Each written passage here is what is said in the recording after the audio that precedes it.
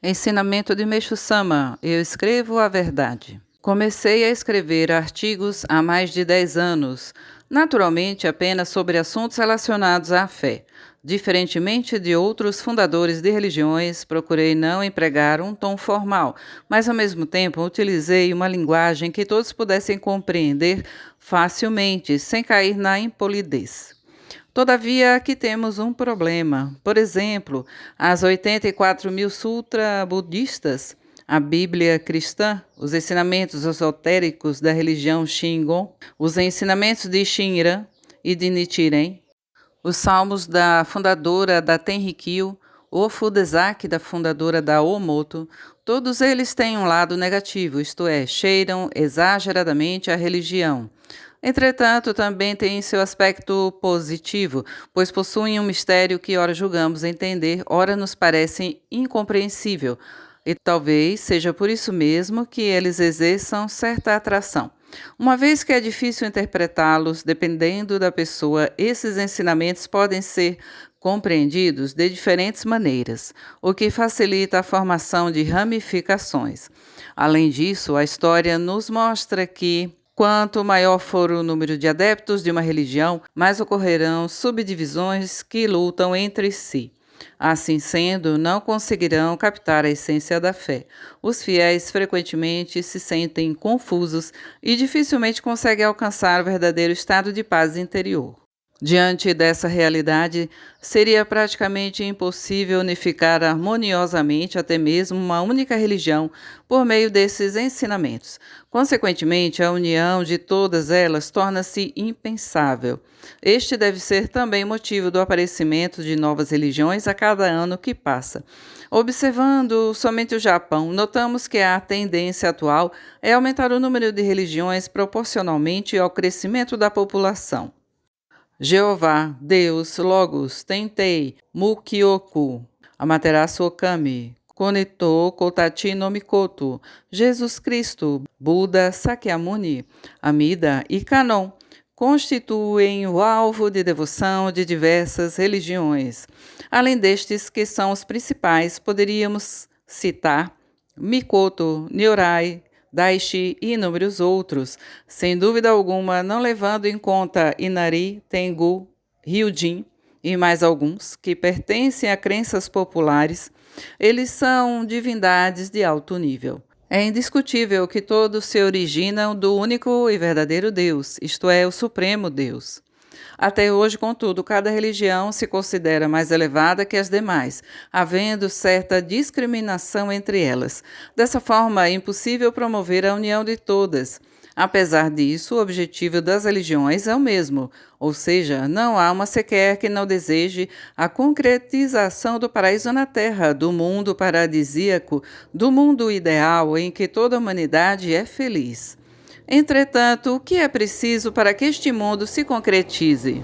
É necessário que surja uma religião que promova a união do mundo inteiro. Para tanto, deverá ser grandiosa e ultra-religiosa, a ponto de toda a humanidade crer nela.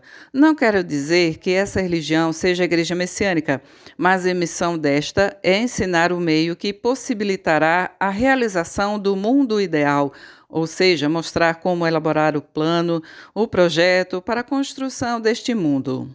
À medida que o número de pessoas conscientes disso aumentar em cada país, avançaremos gradativamente rumo ao nosso objetivo. Em síntese, será o esclarecimento da verdade. Através dela, todas as falácias se tornarão evidentes e serão corrigidas, concretizando um mundo de luz, claro e límpido. Naturalmente, o mal será excluído do ser humano. O bem, que estava subjugado, prosperará, e a humanidade desfrutará da felicidade.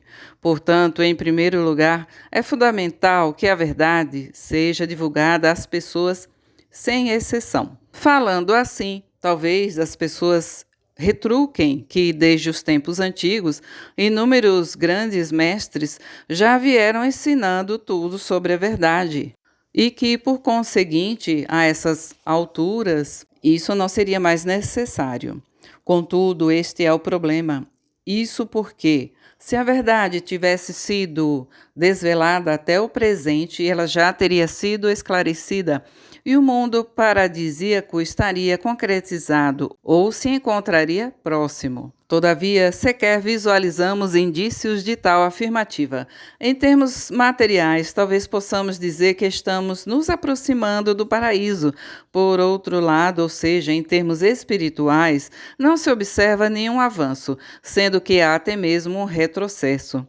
Assim, sequer podemos prever quando o mundo paradisíaco será verdadeiramente concretizado. Desse modo, as pessoas perceberão que o motivo reside no fato de, até hoje, ter se acreditado numa verdade que na realidade não era a verdade. O melhor meio para constatar o que estou dizendo é observar a real situação do mundo. Tudo se encontra por demais distante da condição paradisíaca. A doença, o maior sofrimento do ser humano, não está diminuindo e o dissabor da vida, denominado pobreza, continua. O conflito entre os indivíduos, entre os países, isto é, a guerra, encontra-se na situação que podemos observar. Portanto, isso é a prova de que a verdade não está sendo posta em prática. Consequentemente, aquilo que até agora era considerado verdade, na realidade, consistia numa pseudo-verdade. Esta, além de não ter sido benéfica, veio até mesmo sendo um obstáculo à construção do paraíso. No entanto, finalmente o tempo chegou. Deus esclarecerá a verdade à humanidade através de minha pessoa. Sendo essa a razão da instituição da nossa Igreja Messiânica, os textos que eu escrevo são orientados por Deus, de tal forma que todas as pessoas possam compreender.